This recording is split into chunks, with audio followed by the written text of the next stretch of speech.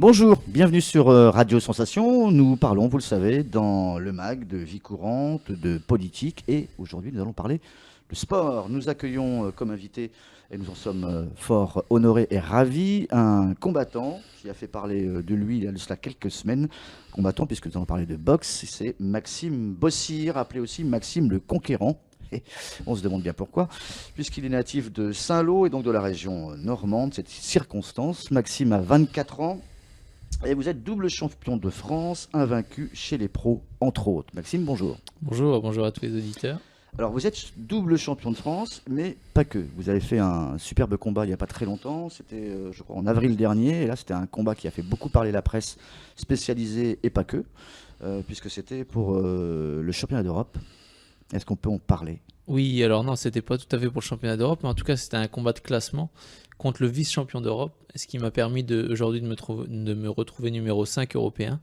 Donc, moi, d'avoir un potentiel championnat d'Europe dans les mois à venir, j'espère dans l'année à venir, dans les 12 mois qui viennent en tout cas. Donc ça veut dire que c'est un combat qui vous permet de vous placer par rapport à certains concurrents? Voilà, exactement, c'est exactement ça. Là, j'étais pas encore introduit dans le classement européen. Et là, je fais une entrée assez fracassante à la 5e place. Donc c'est très bon pour l'avenir, surtout à l'âge que j'ai, de pouvoir entrevoir déjà un championnat d'Europe dans les mois à venir. C'est de bon augure et voilà, il me restera encore quand même quelques combats de préparation entre-temps et de classement également. Pour accélérer un petit peu les choses et puis un championnat d'Europe dans les 12 mois ça veut dire que là ce qui est assez urgent, c'est d'avoir un combat avant la fin de l'année? Déjà j'en ai déjà un de prévu en octobre à Deauville et voilà, pareil sur la même démarche, déjà de progresser premièrement et puis deuxièmement de continuer à grappiller des places dans les classements, en sachant que là au vu des personnes qui sont devant moi, il y en a peut-être qui vont peut-être même pas disputer un championnat d'Europe parce qu'ils ont d'autres objectifs, donc on peut espérer disputer un championnat d'Europe dans 12-18 mois maximum, j'espère. D'accord. Alors ça veut dire que s'il n'y a pas de combat à un niveau raisonnable, ça vous embête? Ou alors vous préférez avoir des combats même si les adversaires ne sont pas de notoriété suffisante? Ce qu'il faut surtout, c'est que je continue à progresser pour avoir vraiment un réel niveau européen quand je vais arriver sur le titre. Et ouais, après, voilà, c'est surtout ça qui compte. Continuer de progresser, continuer à monter dans le classement et avoir une chance le plus rapidement possible. Après, je suis pas non plus extrêmement pressé parce que je suis jeune. Il est pas là, il nous écoute pas, mais ça valait quoi Roberto Santos? Roberto Santos, c'était dur quand même. Ouais. C'était dur. On l'avait déjà vu affronter le champion d'Europe actuel, Cédric Vitu, qui est français. On l'avait vu affronter Vitu, c'était quand même un combat vachement serré. Et là, devant moi, quelques mois plus tard, on a retrouvé un peu la même chose, un combat quand même assez serré, où je domine quand même une grosse première moitié de combat. Et puis après, sur la fin, ça c'est quand même un petit peu compliqué. C'est quelqu'un qui a beaucoup d'expérience, qui frappe. Et ouais, il a été bon sur la fin de combat, là où moi je l'ai été un peu moins. Mais... Alors vous avez de l'ambition, et c'est peu dire, enfin plus que de l'ambition, parce que on va imaginer un petit peu, c'est comme si on commençait à faire du vélo avec des roulettes. Là, on vous achète un beau vélo de course et vous voulez gagner le Tour de France tout de suite, quoi. Ouais. C'est le titre de champion d'Europe. Ah bah oui. Et ça, c'est dans maximum avant 2018, si c'est possible. Ah bah oui, j'espère vraiment. Ouais. J'espère vraiment que ça sera en 2017. En tout cas, on travaille pour et il y a de fortes chances que ça arrive là. Alors, maintenant. Justement, donc vous me dites qu'on travaille pour, c'est le on, en fait, qui est assez étonnant. Oui. C'est que derrière vous, d'après ce que j'ai appris, il y a un staff, il y a une équipe qui bosse. Exactement. Vous n'êtes pas tout seul. Non. Ça passe bien sûr de l'entraînement, nutritionniste, etc.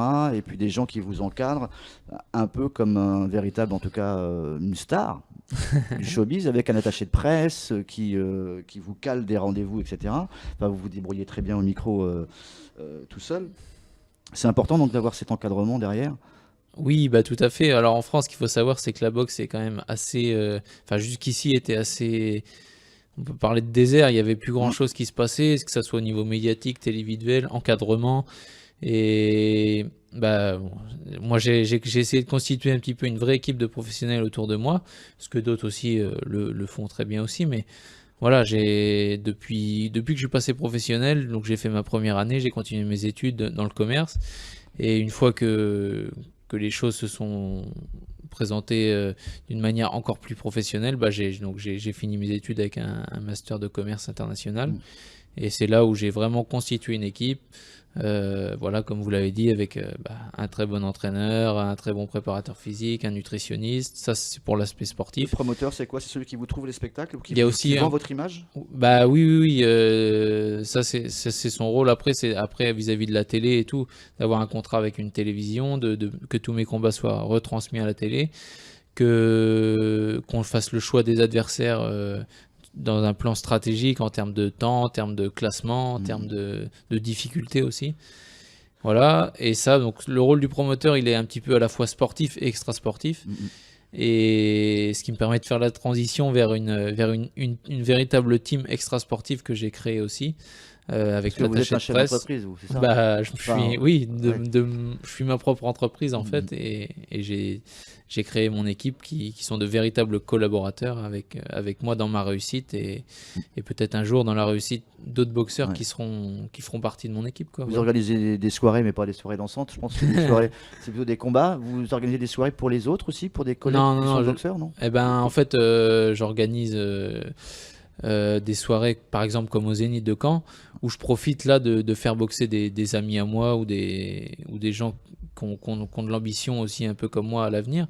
Alors jusqu'à présent c'est un petit peu des amateurs. L'encadrement en boxe professionnelle, pour l'instant j'ai pas vraiment d'amis qui ont le niveau que j'ai, mais qui l'auront plus tard, donc on les fait boxer en amateur. On fait appel à d'autres professionnels de la région parisienne entre autres pour encadrer la soirée pour la télévision.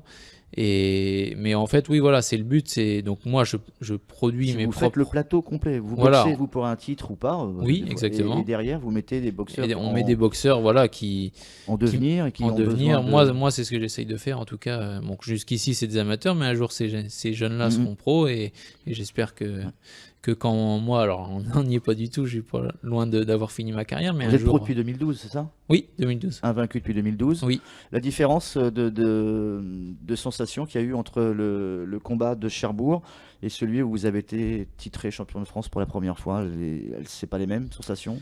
C'est des étapes, mais c'est entre le Zénith de Caen, on va dire, qui était le 30 octobre 2015, au Zénith de Caen où j'ai été champion de France en super welter, et le combat donc du 9 avril à Cherbourg, c'est à peu près la même chose. J'étais quand même, moi je pense, un peu moins bien sur le dernier, contre le vice-champion d'Europe, où là j'étais quand même beaucoup plus fatigué. Il y a une grosse préparation l'hiver et tout. Il y a aussi beaucoup de médias derrière aussi. Ouais, peut-être pas forcément plus que pour le championnat de France, mais ça a été une préparation un peu différente, et j'ai eu des moins bonnes sensations, en tout cas sur le deuxième combat, on va dire. Mais voilà, en tout cas, l'adversaire était aussi un peu plus fort, et on monte aussi. Entre le combat de Caen, où vous êtes champion, et celui, je crois que c'est Ponto de Mer après? C'était avant, Ponto de Mer, c'était le 5 juin. Vous avez remis votre titre? Non, en fait, j'étais champion de France dans 2 catégories différentes. Alors. Ce qui arrive, ce qui est assez rare un peu. Bah oui. Donc je suis une super bête en boxe. J'ai été champion de France le 5 juin 2015 à Ponto de Mer, en welter, donc c'est 67 kilos. Et j'ai été champion de France ensuite en super welter à 70 kilos, qui est ma vraie catégorie en fait. Et dans les 2 combats, il n'y a pas eu une remise, pas en condition, mais de dire je justifie mon titre et je veux à quelqu'un qui vient vous voir pour dire bah tiens, moi j'ai envie d'avoir la ceinture. Oui. Ça s'est passé ça ou pas? Non, ça s'est pas passé. Donc déjà sur le premier en welter, j'étais pas bien au niveau du poids, ça me faisait trop tirer sur la corde, donc j'ai décidé d'abandonner cette ceinture-là pour aller répondre à un défi en fait du champion de France des super welter que j'ai réussi à battre. Et moi, l'idée, c'était derrière de la défendre 2 ou 3 fois. Le problème, c'est que je me suis blessé juste après le championnat de France de Caen, du Zénith. Donc, j'ai pas pu la défendre immédiatement. J'ai courtoisement abandonné le titre pour que la soirée du 5 juin, je devais au début défendre le 5 décembre, pardon, à Limoges contre le challenger officiel. Donc, j'ai abandonné mon titre pour que le championnat de France puisse se faire.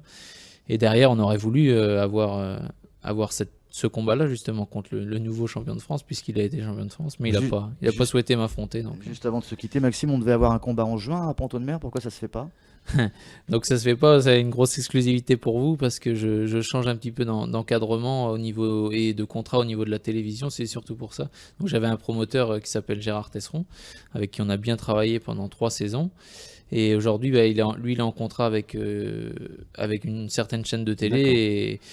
Et moi, ça me convient plus parce que c'est quand même pas assez visible au niveau de mes partenaires et tout. Ils demandent plus de visibilité. Donc j'ai signé à Deauville avec un nouvel organisateur à Deauville. Et tous mes combats seront diffusés sur l'équipe Il y aura 21. un combat en octobre de prévu? Voilà, on est un combat en direct sur l'équipe 21 au Casino de Deauville en octobre, le 22 octobre. Voilà. Maxime Le Conquérant Bossir, merci d'avoir accepté notre invitation. Vous Merci souhaite le à vous. meilleur pour la suite, en tout cas, Merci de vos beaucoup. aventures et de votre carrière. À très vite. Salut. Merci.